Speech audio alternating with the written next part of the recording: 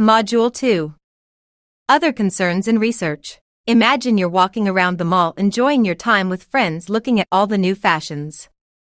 Out of the corner of your eye, you spot someone walking towards you with an iPad in their hand. Do you have time to turn around and flee before they get to you?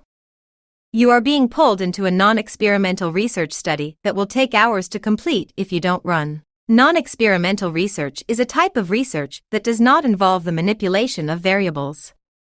What it does is observe and describe events as they occur in a natural setting. There is no attempt to control or influence any aspects of the research design. Non-experimental research is useful for generating hypotheses and describing relationships between variables. This is different from experimental research, which is designed to establish a cause and effect relationship.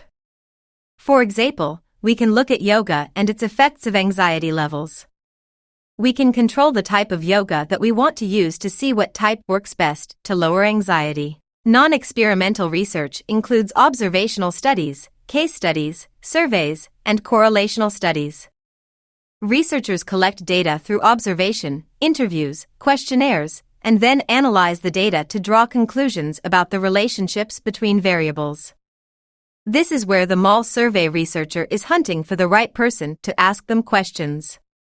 If you meet the criteria for the research question, they laser focus on you to collect that information and provide data for their finding.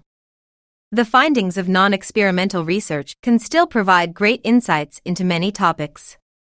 The example of the mall survey can tell consumers which fashion brands are hot, what you prefer to eat and drink, and what type of music should be on the top charts. Non-experimental research also uses observations and can provide, for example, data into the acts of bullying on the playground and can generate hypotheses for future research studies. Looking at past research is a great place to get ideas for current studies. The results from past research can create new research ideas and questions. A good research study will provide more questions than it intended to answer. Psychological theories are frameworks or systems of ideas that are developed to explain various aspects of human thoughts, behaviors, and emotions. The theories were created based on research, observations, and empirical evidence. It provides a prediction about relationships among variables. The theories are aimed at understanding and predicting human behavior like cognitive processes, personality traits, social influences, and environmental factors. It allows for the researcher to study and investigate human behaviors, explore research areas like bullying and sexuality, and provide techniques and skills for therapeutic interventions like dialectic behavior therapy and practices. Psychological theories can be categorized into different areas such as psychodynamic, behavioral, cognitive behavioral, humanistic, transpersonal, and sociocultural. Each theory offers a framework and provides different perspectives and understanding of the processes for human behaviors. Psychological theories are not absolute truths, but rather working models that continue to be refined as new research and findings emerge. The American Psychological Association has established a code of ethics that guides the professional behavior and ethical standards for the psychology field. The ethical code consists of 5 general principles. They are: beneficence and non-maleficence is when the researcher strives to benefit the participants and takes steps to avoid harm. There is a responsibility to prioritize the welfare of the participants while considering the researcher's professional roles and responsibilities. Fidelity and responsibility is when the researcher is expected to establish and maintain trust in professional relationships. Maintaining confidentiality and privacy of their participants is a critical aspect for this ethical principle. They must also be aware of their professional and scientific responsibilities, including honesty, integrity, and accuracy. The researcher needs to have integrity by being honest, truthful, and transparent in their professional work. Researchers need to avoid conflicts of interest and disclose any potential conflicts that can arise with the study. They also need to be aware of their professional limitations within the research topic realm. The researcher should strive for fairness and justice in their studies. They should ensure that their work does not have discrimination or bias based on factors such as age, gender, race, ethnicity, sexual orientation, etc. Researchers should design their studies in a manner that maximizes scientific validity and minimizes the potential for bias. They should use appropriate sampling techniques, avoid misleading practices, and adhere to rigorous research standards. Researchers should disclose any conflicts of interest that may compromise the integrity or objectivity of their research. Financial, personal, or professional conflicts of interest should be acknowledged and managed transparently. Lastly, they should respect the dignity and worth of all individuals within the study, and be aware of cultural, individual, and role differences. The researcher can uphold this by providing an informed consent which provides the participants with adequate information and autonomy to make decisions about their participation in the research study. Researchers must ensure the confidentiality and privacy of participants' personal information. Data collected should be kept confidential, and participants' identities should be protected unless explicit consent has been obtained or legal requirements necessitate disclosure. Ethical concerns can be divided into 3 areas: the relationship of science and society, professional issues, and the treatment of research participants. The researcher has an ethical responsibility to conduct research in a manner that adheres to scientific principles, protects the welfare of participants, and upholds the integrity of the research process. This would include disseminating their findings, avoiding misleading results, and interpreting the study's findings in a professional manner. The goal of the research can be to leverage science to help solve real-world problems in society. The researcher has a professional responsibility to maintain competence in their work with current knowledge and skills, and only provide services within their areas of expertise. The researcher, like any therapist, must work within their scope of practice.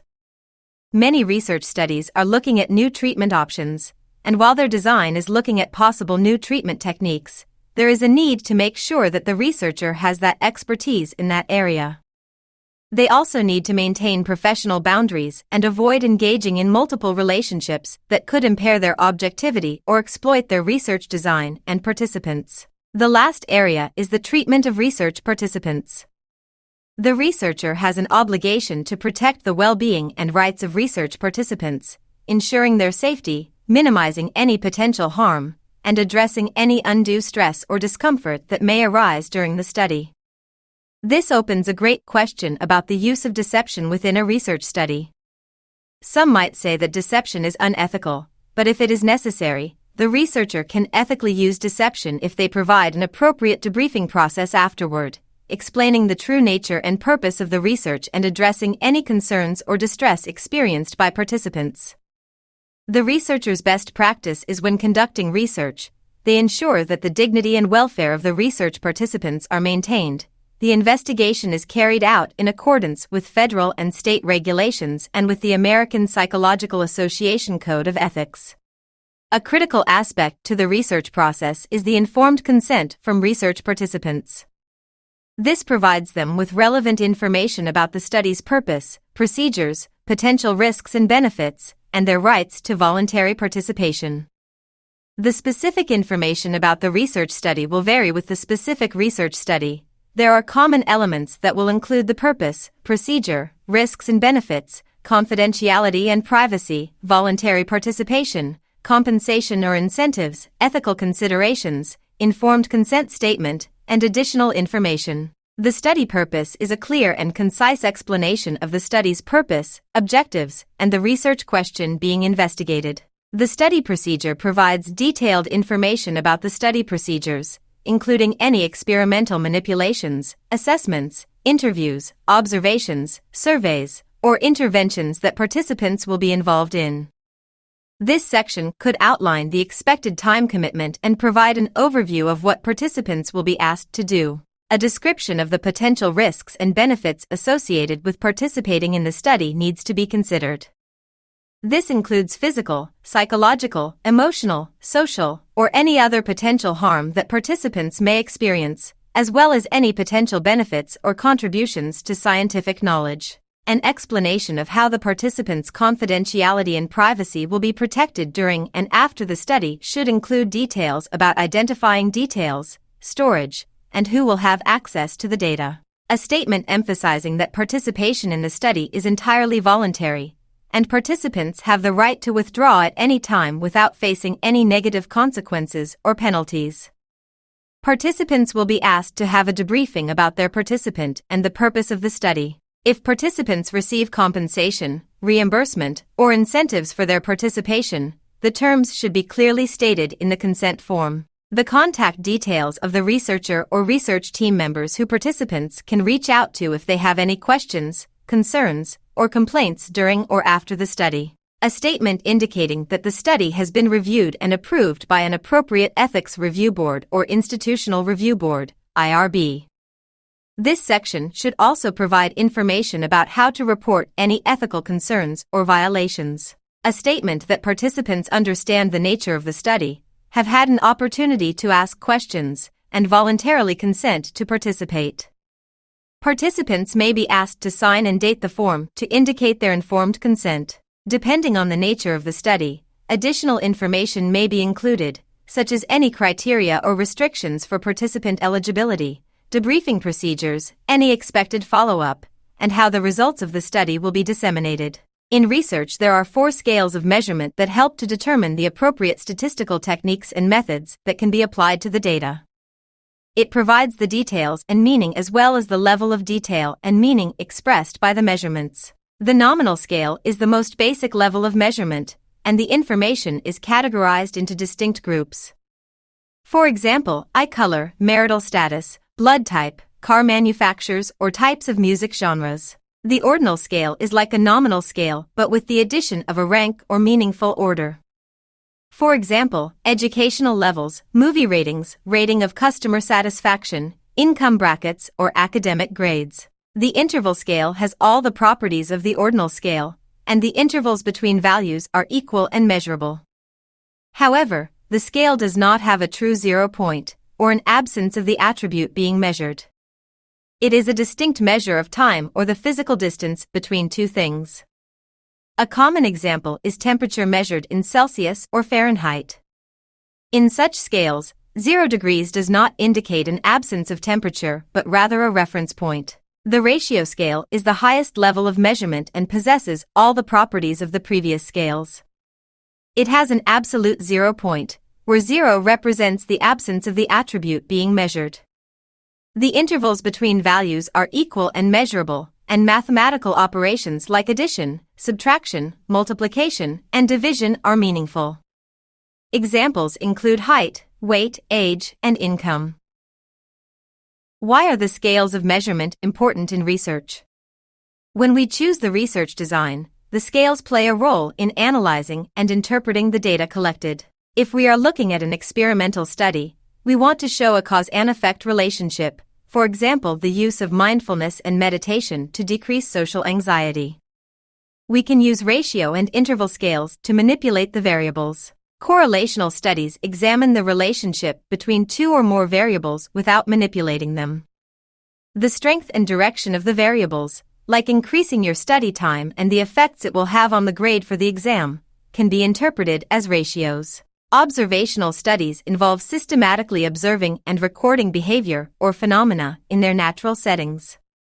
Intervals and ratios may be used to categorize and quantify observational data. With surveys, we would use ordinal or interval scales to measure factors like attitudes, personality traits, or behaviors. Survey research often employs rating scales, questionnaires, or Likert-type items, which involve ordinal or interval scales, to measure constructs such as attitudes, opinions, or personality traits. How do we know if the scale we are using measures a specific idea or concept? We must make sure that we have strong reliability and validity. Reliable measures in psychology refer to tools or instruments that consistently and accurately measure the construct or variable of interest. These can include questionnaires, psychophysiological measures, behavioral observations, psychometric tests, and psychiatric diagnostic interviews. What is important to remember is that for a measurement or research tool to be considered valid, it must also be reliable. However, a reliable measurement or research tool may not necessarily be valid. Measurement validity refers to the extent to which a measurement tool or instrument accurately measures or assesses the variable it is intended to measure. When conducting research, it is crucial to ensure that the measurement instruments used to collect data are valid, meaning they actually measure what they are supposed to measure. If the measurement instrument lacks validity, the results obtained from the study may be flawed or unreliable. By establishing measurement validity, researchers can have confidence that the data collected accurately represents the variables of interest and can draw meaningful conclusions from the study. Validity is a critical aspect of research quality and is essential for drawing meaningful conclusions and making valid inferences. There are different types of validity that researchers consider, which include research, external, internal, and content. Research validity refers to the degree to which a research study measures what it intends to measure and is truthful of inferences made from a research study. It represents the extent to which the results of a study are credible, accurate, and trustworthy. Internal validity relates to the extent to which a research study establishes a causal relationship between variables. It addresses whether the observed effects are genuinely due to the manipulation of the independent variable, rather than being influenced by confounding factors or biases. If we are trying to show that mindfulness therapy can reduce anxiety, we need a study where we randomly assign participants to two groups: an experimental group receiving mindfulness-based therapy and a control group receiving no intervention. The researchers then measure anxiety levels before and after the intervention using a reliable and validated anxiety questionnaire.